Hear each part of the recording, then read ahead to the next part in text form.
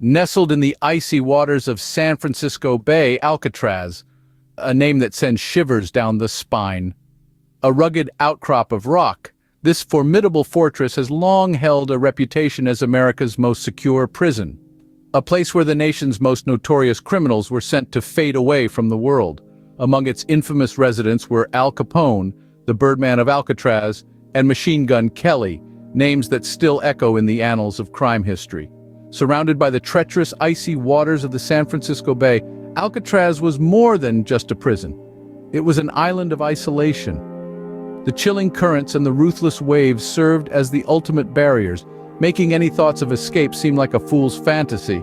It was, by all accounts, a fortress of despair, a place where hope was as scarce as warmth in those icy waters. But was it truly inescapable? Some dared to challenge this notion. June 11th, 1962, a date etched in the annals of Alcatraz, the audacious escape of Frank Morris and the Anglin brothers. Now picture this, 3 men bound by a common purpose to break free from the impenetrable fortress that was Alcatraz, and they weren't your run-of-the-mill criminals. Frank Morris, the mastermind, was a man of high intelligence, while the Anglin brothers, John and Clarence, were notorious bank robbers. Together they hatched an escape plan of such ingenuity, it would forever be remembered in the annals of prison breaks. In the cold, damp cells of Alcatraz, they began their meticulous preparation. Using crude tools, they chipped away at the moisture-damaged concrete around the ventilation grates in their cells. With determination and patience, they hollowed out an escape route, leading to an unguarded utility corridor behind the cell block.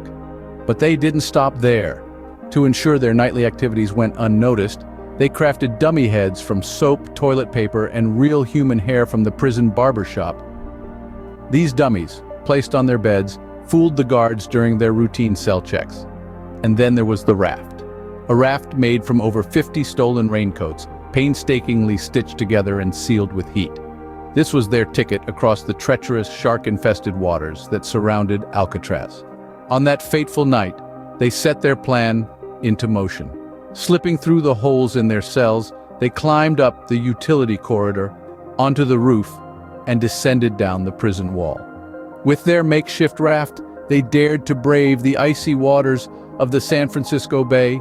The next morning, the dummy heads were discovered, and the alarm was raised. But by then, Frank Morris and the Anglin brothers were long gone. Did they survive the treacherous waters?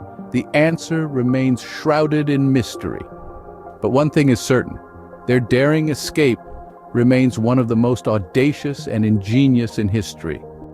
In the cold December of 1962, John Paul Scott dared to brave the icy waters alone. This was no casual swim, folks. This was a desperate plunge for freedom from the notorious Alcatraz prison. Scott managed to squeeze himself through a narrow window, a testament to human will when cornered. His target, the mainland, barely seen through the thick fog and biting cold. But the icy waters of the San Francisco Bay are not known for their mercy. As Scott battled the fierce currents, hypothermia began to creep into his bones. The mainland seemed to drift further and further away with each agonizing stroke.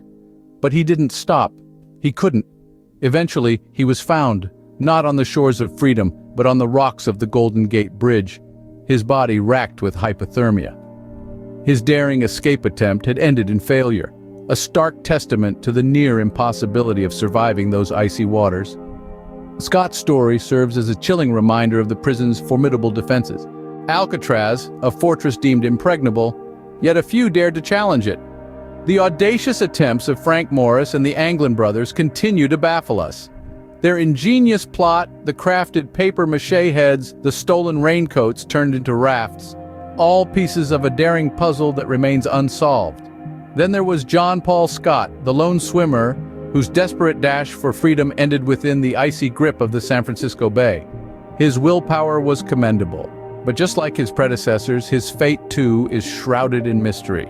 These men, their audacity and cunning, their battle against the odds, and their indomitable spirit have become the stuff of legend. They dared to dream, dared to fight, and dared to challenge the mighty Alcatraz. In the end, the question remains, did anyone truly escape Alcatraz? The answer is as elusive as the prisoners themselves.